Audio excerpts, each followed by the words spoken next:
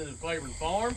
Unfortunately, though, in 1972, he did pass away unexpectedly, at which point then his son Seth Hancock took a run of the farm at 22 years old. That was also the same year he was doing the Secretariat syndicate deal for his breeding rights for $6 million, which at the time was a world record. In today's money, it's about a $36.5 million stallion deal. So quite a bit of pressure on a 22-year-old young man to step in and run this whole farm and deal with all the breeding rights of Secretariat. But just like his father before him, he did a great job here as well as president of Claiborne Farm. Now, this is about 2016, his son Walker Hancock is the president of the farm. Seth is still around, he's much part of the day-to-day operation, but Walker is the president now, so he makes all the calls to the clients and the horses, and they're going to do throughout the year here at Claiborne Farm. So today we're going to see our stallion complex. It is one of three main parts of the farm. We house all of our stallions right in this general area behind you guys. We have 9 active stallions right now. The farm is right at 3,000 acres total. We have 50 barns on the property and 35 houses, right about 85 full-time employees. And now that field right over there beside you guys, so that starts our broodmare division, or the female horses. From about that point all the way back to the farm for about 2,000 acres is for all the broodmares. Right now we have about 250 broodmares here on the farm. We actually foaled out 150 mares this past season. So we have 150 foals on the ground right now. Then if you go in the main room, take a left, down the road for about 1.5 miles on both sides of the road is all of our yearling complex, or the 1-year-old horses. Also, at one point this year, we actually had about 155 yearlings on the farm here as well. It's actually at the highest point of most years. We actually have over 500 head of horses total to take care of here on Claiborne Farm. Now, we are going to head on down the path. Our next stop is going to be the breeding shed here today. I am going to let you guys know, though, all of our stallions are turned out right now in their paddocks. So please do not try to walk up to the fences and reach over and pet any of these horses. These guys will reach over and try to bite at you.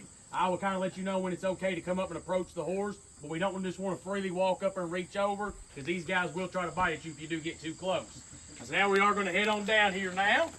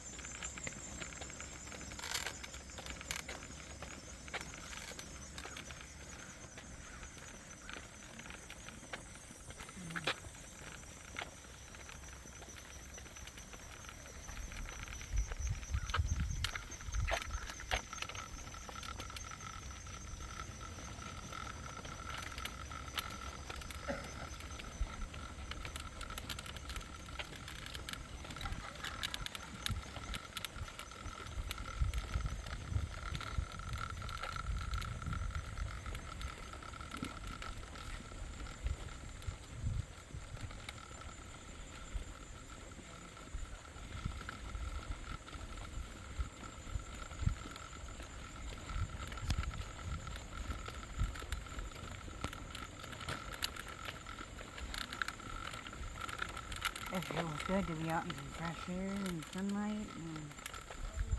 And after like how many days in the hospital? Like 12 days?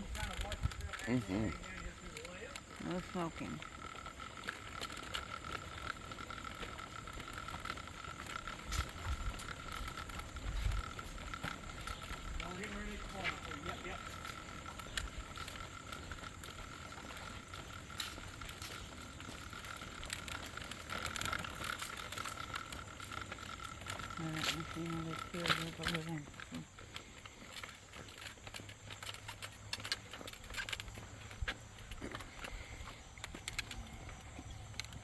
Alright, so this is inside the breeding shed here. Actually, it's pretty plain and simple, not a whole lot to it here. But this is actually one of the oldest farms on the property. It actually dates back to the 1800s. But they actually started using it as a breeding shed in 1915 here at Claiborne Farm. Now, of all the Claiborne stallions that's there for the past 100 years, and all their project winners on the racetrack, they produced 22 Kentucky Derby winners, 20 Preakness winners, 22 Belmont winners, 29 Breeders' Cup winners, 63 champions, and 17 horses of the year. And actually 6 of the 13 American Triple Crown winners were conceived in this barn here as well. This is a very old, very historic spot in the thoroughbred industry. A lot of great horses were conceived right here in this barn. If you want to come up here right here on the edge, this is a polytrack surface, so it's very good and soft on the horse's feet. It is all heavy pad around the walls as well, because this is all live breeding. There is no artificial inseminating in the thoroughbred industry. At any given time while we're doing the breedings, there's usually 4 of us guys in there, plus the mare, plus the breeding stallion. So make sure everything is as safe as possible for the horses. That's the reason like this surface and all the heavy padding around the walls. The way it works down here is we actually start our breeding season the 2nd week of February, and it goes through July the 3rd. So we just ended our breeding season a couple months ago. This year we bred a little over 600 mares total this year. Usually we'll breed somewhere between about 600 and 850 mares in a season, kind of depending on the number of stallions we carry during that season. Also during the season, we actually breed for 3 times in a day. We'll breed at 8 in the morning, 3 in the afternoon, and sometimes 7 at night. So actually the busiest horse can breed for 3 different mares in a single day. Our busiest horse this past season was actually a horse named Prince of Monaco. He's one of our new young stallions. He's a 4-year-old son of Spitestown. We're actually getting ready to go out and meet him here in just a minute. He stood this year his first season here, and he bred 176 mares this past season. He actually now holds the record for the most mares bred in one season on this farm. He did a great job throughout the entire year with it, though. I think at the end of the year, he wound up about 95% in foal rate of those 176 mares. So we're pretty proud of him for his first season here at Claiborne Farm. But also the way it works is once a mare is contracted to our stallion, once her vet checks her and she's in heat, she's ready to be bred, then we'll give her a date and a time when to be here. Because each time we breed 1 time per session. So we do not want 2 mares show up at 8 o'clock to breed to the same stallion because they have to send one of them home. Usually when they get her, they come in on truck and trailer. They'll park in that little parking lot down the side down there. We'll go down, we'll get them all checked in, make sure they got the right mare, come to the right stallion at the right time. As long as all their paperwork matches our paperwork, then we'll actually bring the first mare up. We'll put her in this barn in a mare holding stall right next to our teaser horse named Reggie. So Reggie's the hardest working man we have here on the farm. So there's actually a screen in between their stalls so they can interact through that screen. We like to watch Reggie, make sure he's worked up, excited. He's talking to the mare. We also make sure the mare's taking well to Reggie. She's not trying to be mean or aggressive. She's interested back in him. That's all just good signs that she's ready to be bred by the stallion.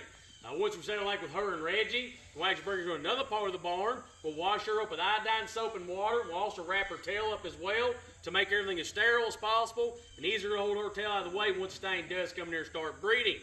Once she's done around back, that's when she'll come to this part of the barn. Then one of our grooms will take over handling her. Usually take her over to the left, kind of face this wall, get her where she's comfortable and settle down in here. And then another groom bring the stallion right out of his stall, bring him right in front of the barn, give him to the main stallion handler, and we'll all proceed to go in and do the breeding. Usually if everything is going good, the mare's standing good, the stallions are breeding good, we can usually breed about 8 to 10 in an hour. So we are quite efficient about getting the mares here, getting them bred, and then getting them back home as fast as possible. This is also an 11-month gestation period. It's also all live foal guaranteed. So I do not get paid our stud fees until the following year. Once the baby is born, he'll stand up and nurse with about the first 5 or 6 hours of life. And once that happens, our contract is guaranteed at that point, then we will get paid our stud fee. Our stud fees do range per horse, per mare here on the farm. Our cheapest stud fee this year was $5,000 per mare. Our most expensive stud fee was $75,000 per mare. But if you guys like to come up, take any pictures, have any more questions, and then we'll continue on from here. Pictures? Okay. Want to see it? I don't know if I can go in there or not. Step up.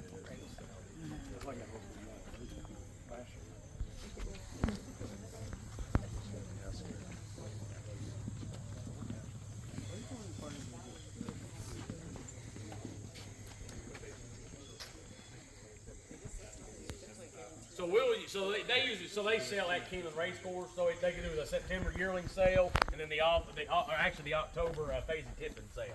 So they'll sell at a sale venue.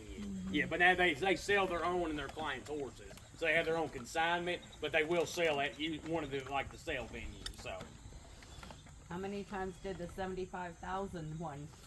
So he bred right at about 65 to 70 mares. He's 23 years old. So we're kind of limiting how many he breeds anyways. So that's kind of his numbers, about 65 to 70. Attaboy. Yeah, he's still at 23.